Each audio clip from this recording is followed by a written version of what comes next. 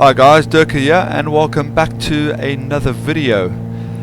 Just cruising around Riga where we ended our group VFR the other night. Good to see you all. A number of you have been asking me to redo my settings video again and also explain what add-ons I use in terms of what do you think the best add-ons are to get you up and running. So I am going to do that video for you right now. I've had loads of people asking me. So what I'm going to do, guys, I'm going to show you my sort of 5-6 essential add-ons to get your sim looking like mine does. The ones I think you should use and buy to get you up and running. I am also going to then show you my settings. A lot of you have been asking me to do my settings video again, so I'm going to do a combined video. Normally with my settings video I like doing a flight, basically flying from somewhere, so flying from for example Heathrow to Copenhagen or Heathrow to Dublin, just somewhere where you can see the VAS working and how well the sim runs. But anyway, I'm not going to do that today. I'm just going to show you my 5-6 essential add-ons and the settings I'm using. Okay, I will see you guys in a bit. Okay, welcome back. Alright, so I'm going to now start showing you which add-ons I use and which I think you should buy or get to get your sim up and running and looking good. I just want to say all these products I show you, I don't have a direct affiliation with them. I got nothing to do with it. I don't get any sort of kickback as well. I do have an affiliation with Sim Market. You can see the link below. Again, even though I'm sponsored by them, I do not have I don't get any sort of kickback from them. The only thing I get from them is giveaways for you guys on my Twitch channel, and I get a number of add-ons I can use for streaming and doing my videos. So again, there's no money involved at all, so nothing like that, guys. I don't have any affiliation with any of these products I'm going to show you. I just wanted to sort of get that little disclaimer out the way. So as I said, we are flying around Riga. I was flying here the other night with group VFR, which I do on my channel, so I thought I'll just fly around here and we can talk and show you what's going on here. Okay, so let's start then. These are my 5-6 essential add-ons which I use and I think what you guys should get to get your sim up and running. Okay, the first one is, and my number one is global base, FTX global base. You know what, I'm just going to just pause the sim in the background. There we go. So number one add-on, FTX global base. This basically replaces all your default scenery within FSX or P3D. Yeah, it replaces everything. If you look by the pictures here, you can see it just gives a lot more detail of the vegetation, the mountains, the cities, the rivers, etc., etc. You will see a massive difference by using FTX Global. Okay, my number one add-on, and I say this to everyone who asks me, you know, what should my first add-on be? This is it right here. My number two, and I'm just going to show you my number two, even though it is number two as in my best one. I have the website open already, so I might as well just show you this. Is Ftx Trees HD. These basically replace all the tree textures in the sim as well. Okay, and I'll show you further down what the difference looks. They basically have taken proper bitmaps of trees and they have included them into this bit of software. And depending on how many trees you want to see, that is determined by your autogen, your vegetation autogen within the sim, which I will explain a little bit more when I show you my settings. Okay, so another essential bit of software, or add-on even, that I use is the Ftx Trees. Okay, I'll come back to the other Orbx products, but that is another very very good add-on for you guys to get. Okay, my next one is Active Sky Next.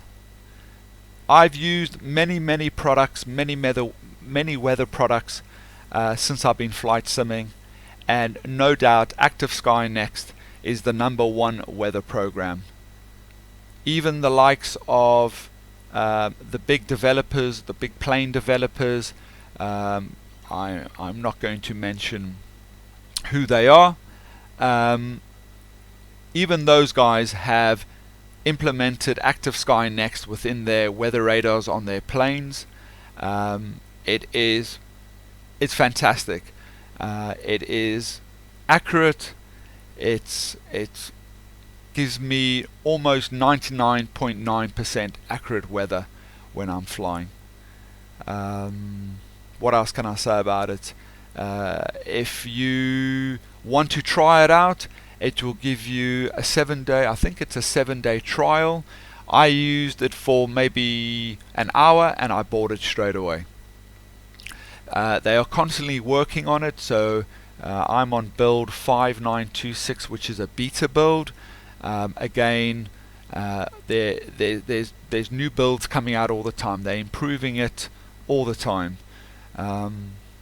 It has a big options for different settings, cloud options, wind options, visibility options. You guys can go crazy. You work out what you want to do in there. Yeah, Active Sky Next, the best weather engine out there by no doubt. Okay, so what's that? Number 3. Next is, so I've got them all on the other page here. Let me just find them. The next is REX4 Textures Direct. Okay, basically what Rex does, it replaces all these at the bottom here. It replaces all these different textures. So by having Rex, you are replacing all the cloud effects, so your low level clouds, your high level clouds, your lightning, your different colors for dusk during the day and dusk during the day and dawn. It changes your sun, your water, what type of water you get, runway lights at the airport. Basically, if you want freshly cut grass at the airport, it replaces all your runway and taxi textures. It replaces all the different markings, and replaces all your sound. Fantastic bit of software as well. I think this is Rex's best software on the market. Rex have done a lot of products. I've used a lot of products. This is no doubt their #1 product in my opinion. Okay, if you guys are quick enough, you can grab my settings there. Alright, REX4 Textures Direct. The next one is Rex Soft Clouds. This basically replaces all the lower clouds. I know a lot of you have got this already, but if somebody doesn't have this, what you can do is you can buy Rex Soft Clouds and Rex Textures Direct in a combined package. I bought mine separately, and I think if you wanted to combine the two together, you could pay an extra £5 or £6. You know what? It's only £5-6, but But you know, I don't mind running them separately. Yeah, I know a lot of people who buy the package together, so I just thought I would mention that. So REX Clouds, as I said, replaces your lower clouds, and REX4 within the clouds replaces your higher clouds, your high level clouds. And you just got to make sure, if you do run them separately, if you go to your settings here, where is it? Make sure that you have low level clouds unticked. Okay? If you're running soft clouds and REX4 Textures direct separately, make sure you have low level clouds unticked in REX4, because what will happen is, if we go back to themes, it will replace that's your low level clouds there. So set 7 there, as you can see there, is my high level. Set 7 is my low level. But I wanted to pick it up from there, so that's why I have it unticked there. So just a heads up on that. Okay, so that's my next one. What's that? That is what's that? That's 1, 2, 3, 4, 5. That's 5, isn't it? Yeah, guys, that's pretty much it. So we got 1, 2, 3,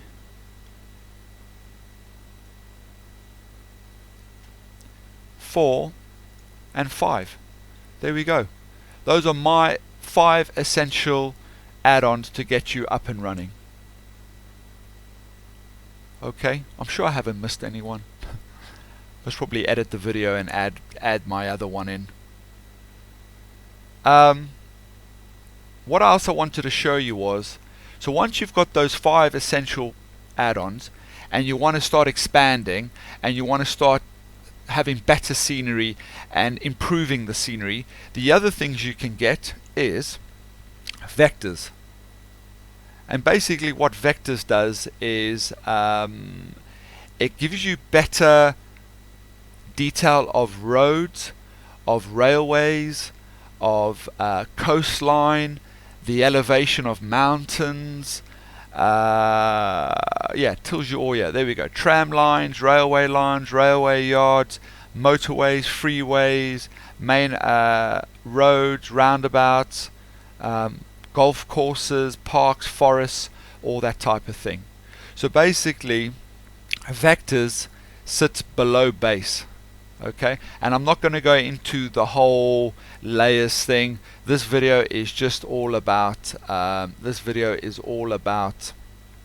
about my add-ons. Okay, so vectors is another one if you want to get better, what I just explained, the better roads, forests, coastline, etc., etc. Then again, you can start expanding even more. You can get open land class Europe, and this gives even better details of the scenery. So it even says here, this product requires global base to be installed for correct operation. Orbx strongly recommends global vectors to be installed as well. So basically, global vectors and open land class all work together as well. Yeah, so it gives you more textures, better 3D lighting, but we won't talk about too much about 3D lighting because I still think Orbx can improve on their lighting. So again, it just enhances your experience a lot more. The guys who watch my Twitch channel regularly, they will see that I run open land class for Europe, and it's fantastic, absolutely fantastic. Again, another open land class for Alaska and Canada. If you do a lot of flying around there, again, something you can think of. And then I'm just going to go briefly through here. You can just even start adding even more. Loads of different airports. And yeah, we got different regions. If you want Australia region, England, Ireland, Northern Ireland, Scotland, Wales, Central Rockies, North Island, New Zealand, South Island, New Zealand. Again, guys, just loads and loads and loads of add-ons to get your experience even better while flight simming. if we look at a couple of pictures here, this happens to be my favorite add-on on Orbx is New Zealand. Anyway, so that's just another heads up if you want to even take your flight simming experience even further. Okay. Alright guys, so that's the add-ons I use plus 101 other ones, but those are my 5 add-ons plus the rest which I think you should use to get yourself up and running. Okay, I am now going to show you my settings, my 3.2 settings. So first page, graphics. Again, this hasn't changed too much from my, was it 3.1? Was it 3.1 or even 3.0 video? Anyway, these are the settings I'm using now. Pretty much the same. Nothing too much has changed. Right, graphics. I'm just using a custom profile. I do have a number of other profiles as well. What you can do is once you have chosen your settings, you can just come here, click Save Settings, and save it there. So if you want one for VFR, or if you want one for IFR, or if you want one which you're going to fly into some really heavy airports like Dublin or Heathrow, you can then call it low settings or something like that. Excuse me. So my display and my res, that's my monitor res. FXAA I've got to off. MSAA is 8 samples, and I'll explain something about that. You need to have the same as in Video Inspector. Yes, I still use in Video Inspector. Texture filtering, anisotropic 16 times, and my texture res is 2048 by 2048. Okay. VSync I have off. I force the VSync through in Video Inspector. No triple buffering, and I still lock my frames at 31. I know in my previous video loads of people said I'm crazy, I'm mad, how can you say that unlimited, there's a big difference between unlimited and 31. Guys, I still stick to what I say. By me locking my frames at 31, I get a much better performance. I've done a lot of testing. I think having your frames at unlimited, it does look really good. I've even had someone say to me, lock your frames at 50, and I've done that as well. The sim runs nicely, but for me, 31, I get the best experience locking my frames at 31. When I have it at 50 or at unlimited, I still feel I get a lot of stuttering. Not a lot, but I still see some stuttering on my sim. Okay guys, this again, what works for me and what works for my hardware, what I'm running. Tessellation is enabled. I'm running a 980 Ti, so I can put a lot of the work to my graphics card.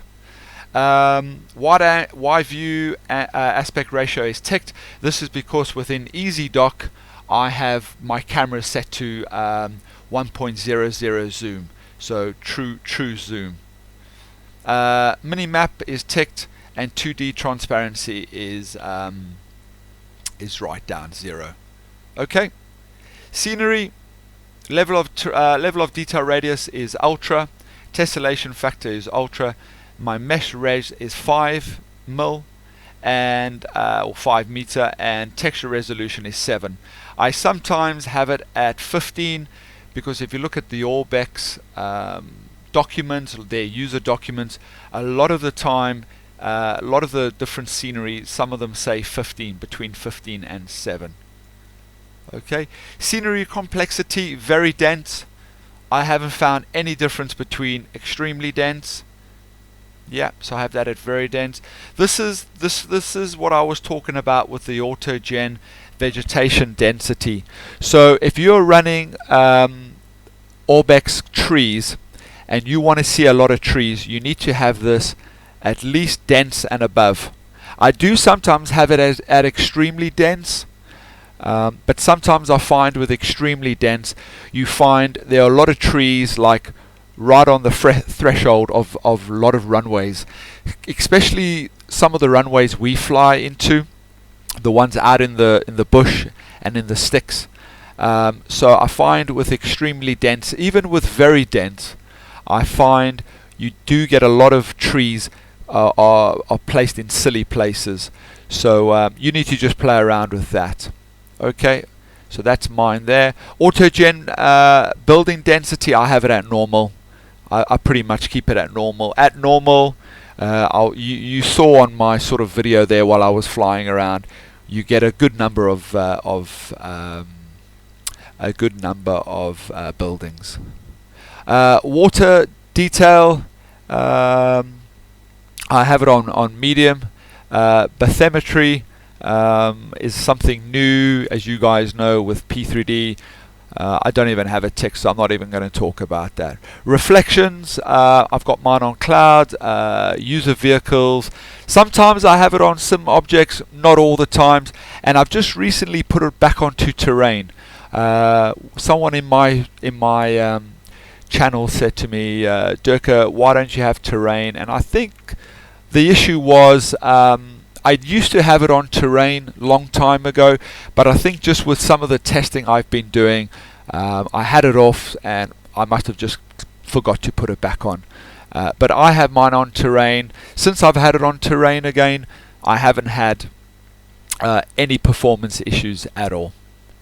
Special effects, I've had it on medium. Again, I haven't tested too much with this. I have tested it with high. I haven't found too much of a performance issue. Again, I've seen to keep it on. Keep it on medium works well for me. So, yeah, if you want to test it on high, by all means, go for it. Lighting. I'll come back to HDR. Shadows, I've got on medium. Terrain shadow cast distance is on 20,000. And then obviously I've got a tick in enable terrain to receive shadows. Cloud shadows I've got 20. Object shadows I've got 6,000. And then on the object type, on cast I've got internal vehicle, external vehicle, sim objects and buildings. On receive I've got internal and external. You will find sometimes having it on building will decrease your FPS, and it might take up a bit of VAS as well. I don't get too much of an issue with that, but some of you guys running lower spec machines might have an issue with that. Okay, dynamic reflections, I know they did fix this in 3.2. But I've tried dynamic reflections and it doesn't look very nice on water. Well, maybe the water I'm using, the two themes I use from REX, maybe it's not working on that. Landing lights, illuminate ground, and lens flare are ticked as well. Okay, HDR lighting. You guys will know that I've not been a massive fan with HDR lighting. I've done a lot of testing with HDR lighting, and I've not been a massive fan over, since P3D added the HDR, but I have been using it a lot more.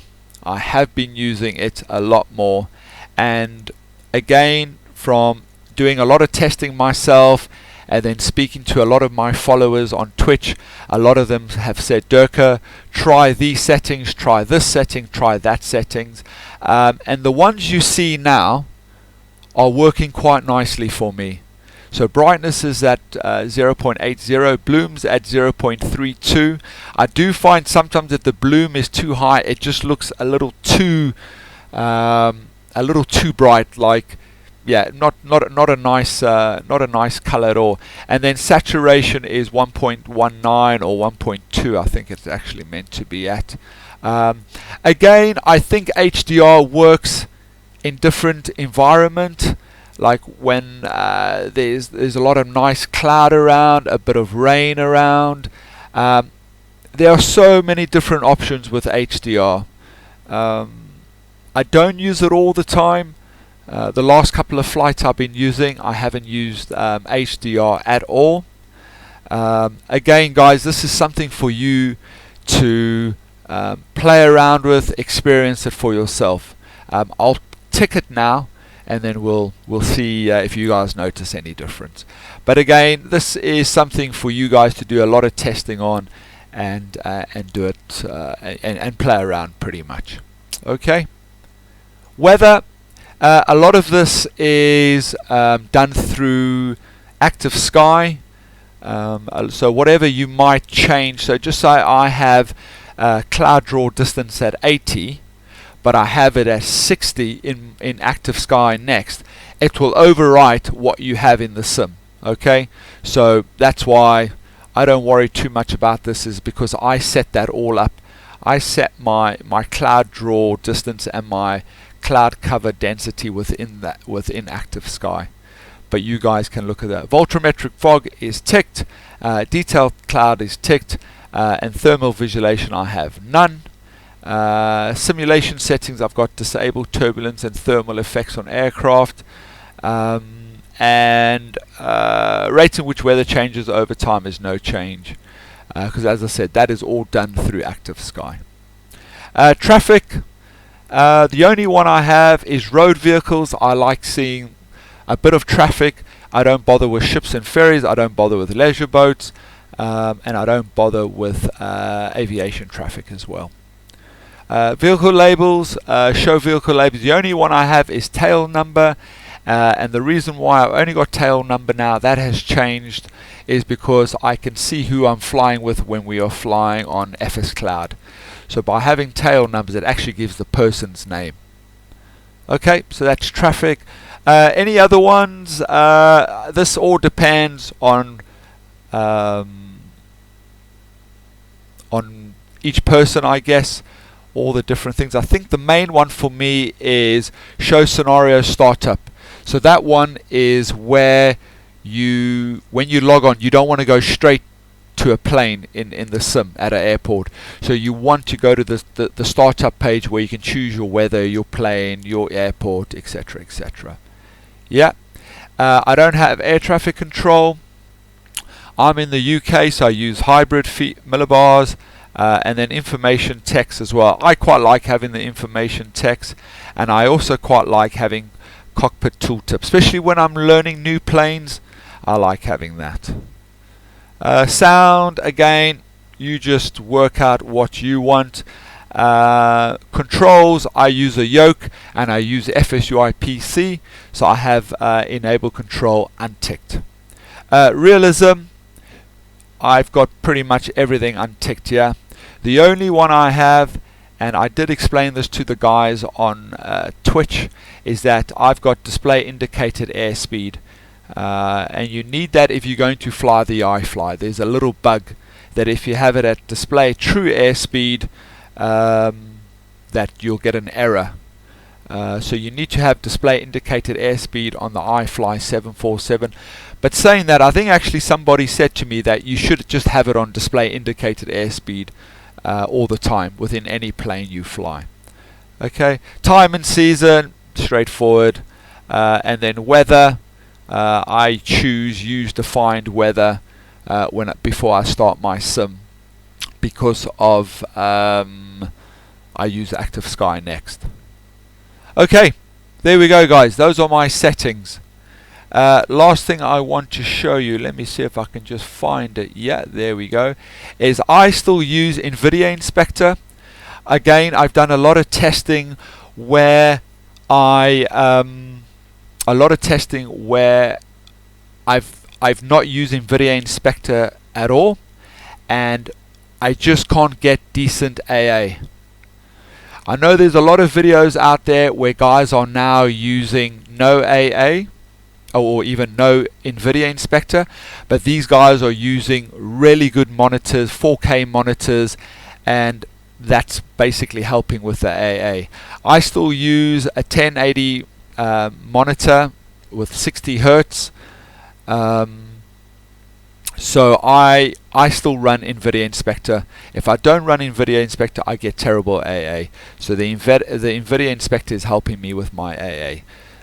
So I'm just going to quickly show you that.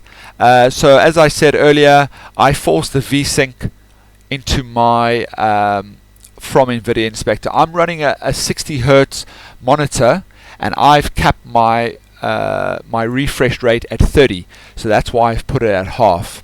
Okay. Anti-aliasing mode, enhance the application setting.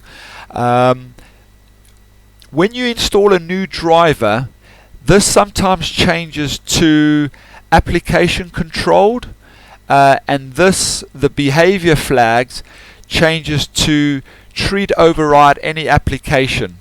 It changes to one of these ones. What you need to do after you've installed the new driver, make sure you come back to NVIDIA Inspector and put behavior flags back to none, and anti-aliasing mode put back to enhance the application setting. Yeah? Okay. Anti-aliasing transparency super sampling. I've got 8 times sparse grid super sampling. And remember what I said earlier. Let me just move that out the way. These two need to be the same. So MSAA needs to be 8 times, and anti-aliasing needs to be 8 times. If you want to change this to 4, then you need to change that to 4. Okay? Oh, where's my NVIDIA Inspector? There it is. Okay, so just remember that. So I'm not going to, well, I won't save it. I won't save it. What else? That's everything in anti-aliasing. Oh yes, NVIDIA predefined FXA usage is allowed. I don't use that in my settings in P3D. Just want to just actually see. Actually, no. Now that okay, I'm just going to leave it off as allowed, because I don't use it. I don't think it overwrites. No, it doesn't overwrite from NVIDIA Inspector. So actually, if someone can comment about that, I just sort of realized that right now. Because normally if you run FXAA, well, when I run it, you get a lot of like jagged edges in the cockpit. You get really bad texturing. So even though I've got it allowed there and have it off in the sim, it doesn't overwrite it. So I'm not going to worry about too much about that. So what else? Under texture filtering, I've got texture filtering quality on high quality. Linear optimization is off. Under common, I have single display performance mode, because I'm only using a single monitor. Even though I've got 4 monitors, I only use a single monitor for flight simming. Power management, I've got prefer maximum performance, and then threaded optimization is on. Okay, and that's it. That's my NVIDIA Inspector, guys, and that's my graphic settings. Okay, good. So can you notice there, well, I know we didn't fly too much, but have you noticed there that the settings have gone a little darker with those HDR settings on? Well, there you go, guys. I'm going to end it there.